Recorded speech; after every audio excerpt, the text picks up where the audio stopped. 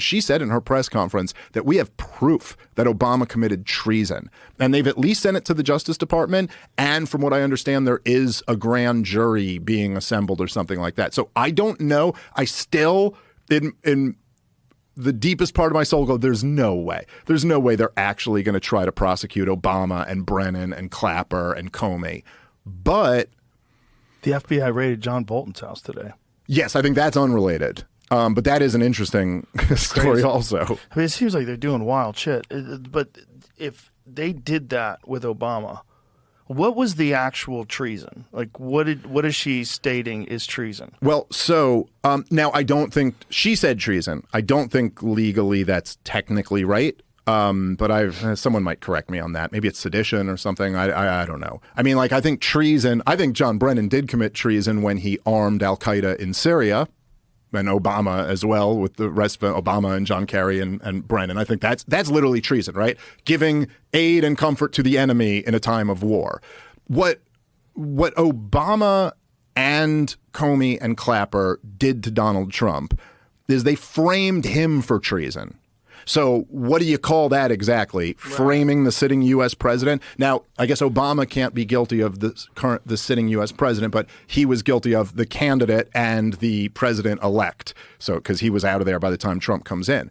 But what Tulsi Gabbard released that I thought was very interesting, which I had never seen before, and we did, I don't remember, was last year or the year before, but there was one episode that me and you talked a lot about Russiagate and got like pretty deep into it. Right. But what Tulsi released, which I've never seen before, was that there was a consensus amongst the intelligence agencies after the 2016 election. So this is Hillary Clinton's lost, but Barack Obama is still president and Donald Trump is the president-elect. And they had consensus that there was no meaningful interference in the election. And then there is this one meeting with Obama that she points to where this is where the consensus changes. And they had a new threat assessment written that actually we believe Russia interfered in the election, but it was total bullshit. They've never been able to back it up for shit. You know, they find minor little things here or there, but nothing that demonstrates that like the results of this were flipped.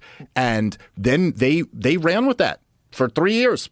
After it. But there's not a record of that meeting, right? She just released a bunch of documents with records of that meeting. No, but what I'm saying is like the actual discussions. It's not on record. Now, I think they have. She had a few. Do they have to do that? No. She had a couple different documents there that were like had notes from the meeting. I think one had minutes of the meeting. But no, you're not listening to an audio tape of it. Like it's right. No, we don't have like a Nixon, talking about the gays and the Jews or something like that. I'm just trying to like strongman or steelman it. I'm saying like would it be possible that Obama knew something that he could relay to them in the meeting?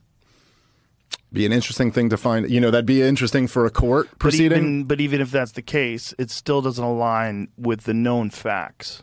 Yeah. Oh, yeah. Which is a problem. Yeah. Well, it's not. Look, I think we'll see what comes of this. Which I'm not betting on anything coming of this, but there is something interesting. Look, there's a lot of things that happen after that. The real, to me, the true outrage of Russiagate is that they didn't stop after he won the presidency. It's still pretty outrageous to try to frame a candidate. It's still pretty outrageous for Hillary Clinton to have like opposition research and use an actual, Russian spy and a British spy to do it. Yeah. But, that's campaign stuff. It's a little bit different. Like once he becomes the commander in chief, then you have the FBI and the CIA still working to frame him. Yeah. And so this is where, and for all of that stuff, Hillary Clinton's gone, Barack Obama's gone, Brennan is gone, Comey is still there for at least a few months.